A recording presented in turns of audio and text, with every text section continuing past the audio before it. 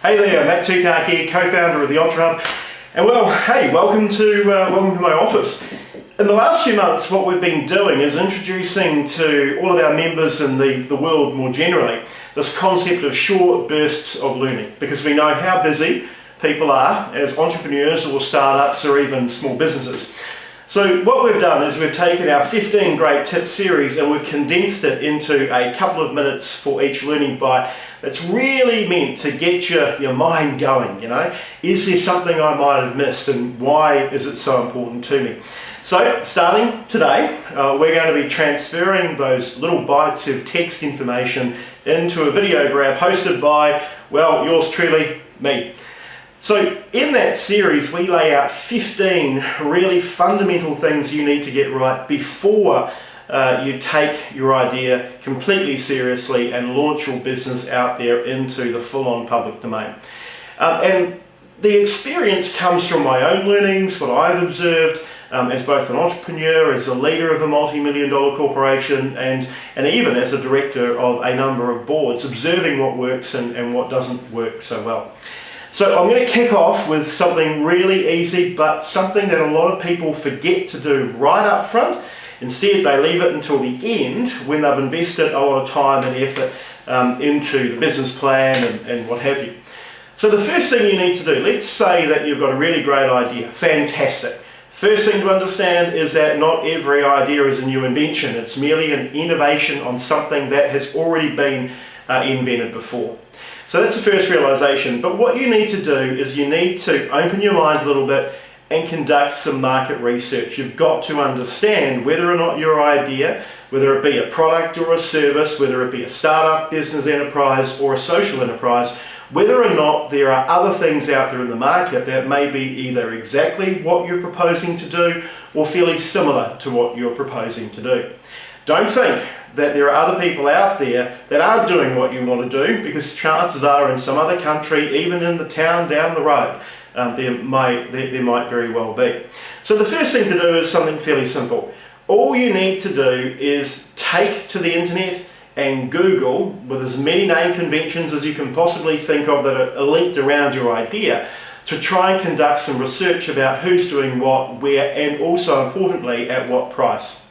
The other important thing about research is if you find an organisation that might be doing something similar or maybe even not so similar to you, then have a look at how they're promoting themselves, have a look at how they're pricing themselves, have a look at how they're marketing themselves, and also importantly, try and figure out who their current audience is. Because ultimately, if they are competitors of yours later down the track, you want to be able to capture as many of their audience as you possibly can. The second thing is, let's say you have a product like a really great Ultra Hub member in Austin, Texas, with an idea about hot sauce, taking his grandmother's hot sauce recipe that his friends love at barbecues and trying to sell it as a product on a supermarket shelf. He said to me, well, Matt, you know, how do I know, because my recipe from my grandmother is so unique, that there are in fact other people out there that are doing something similar to me, that have a secret sauce recipe quite like my grandmother's. And you know, he outlined why it was such a special piece of hot sauce, and you know, it just made the char on a baby back piece of rib, you know, that much more crispy. The fact is, if he goes into a supermarket, and maybe not only one supermarket, but maybe 2 or 3 supermarkets, and have a look at what's on the supermarket shelf in the sauce section, then you'll already get a good idea of what else is already out there.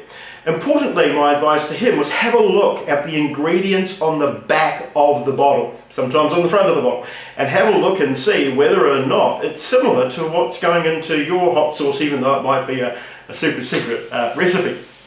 The other thing too is have a look at the packaging, have a look at how it's being presented, and have a look at how much it's being sold for. Is it a premium product? Is it a brand name product? Is it something that is so unique that people are just going to flock to it? So even though you might think you might have something completely unique, the chances are you'll find something on that supermarket shelf that is very similar.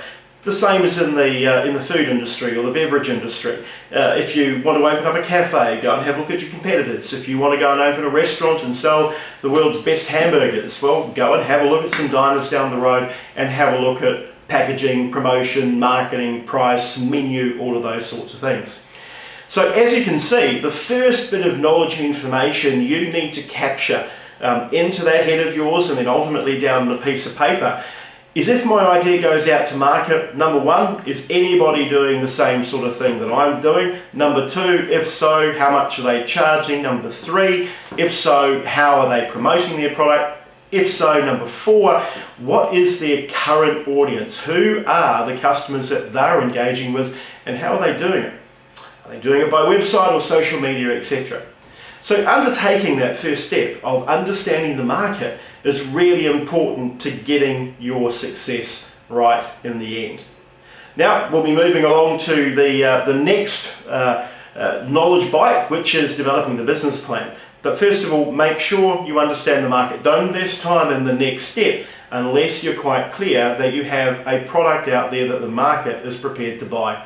I'm Tukaki. Happy hunting, entrepreneurs, and talk with you soon.